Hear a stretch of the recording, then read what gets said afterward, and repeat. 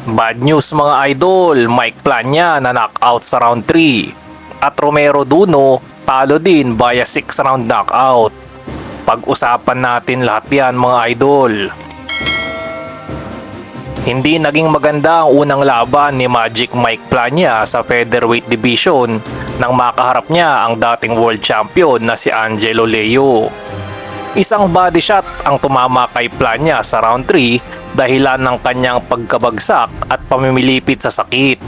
Tila replay ang nangyari kay Plania sa sinapit niyang pagkatalo kay Elijah Pierce na tumapos din sa kanya sa round 3. Ito na ang ikalawang talo ni Plania sa 3 laban at bumaba ang kanyang record sa 29 wins, 4 defeats with 16 knockouts.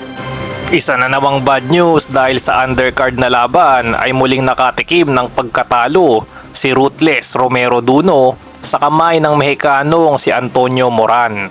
Sa mga unang rounds ay agresibo ang ating kababayan, ngunit yun nga lang ay madalas din siyang ma-open at matamaan ng kalaban. Unang bumagsak si Duno sa round 5 nang tumama ang solid na left uppercut ni Moran at pagdating ng round 6 ay halatang nanghihina pa at hindi pa rin nakarecover si Duno.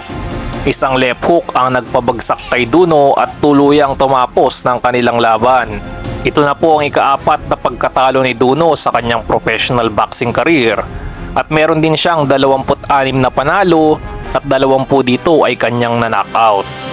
At sa ibang balita mga idol ay nagharap na po sa kanilang unang press conference si Kit one-time Thurman at ang WBO Junior Middleweight Champ Tim Tszyu na maglalaban sa March 30. Yun nga lang ay hindi nakataya ang world title ni Tszyu sa laban na to. At syempre hindi nga mawawala ang pangtatrash talk ni Thurman sa kalabang si Tszyu na lalong nagpainit ng kanilang pagtatagpo. Tinawag niyang mabagal at flat-footed si Tszyu at sinabi rin niyang gagawa siya ng ingay sa kanyang pag-akyat sa 154-pound division. Sinabi naman ni Tszyu na pinag-aralan niya ang style ni Pacquiao para talunin si Thurman.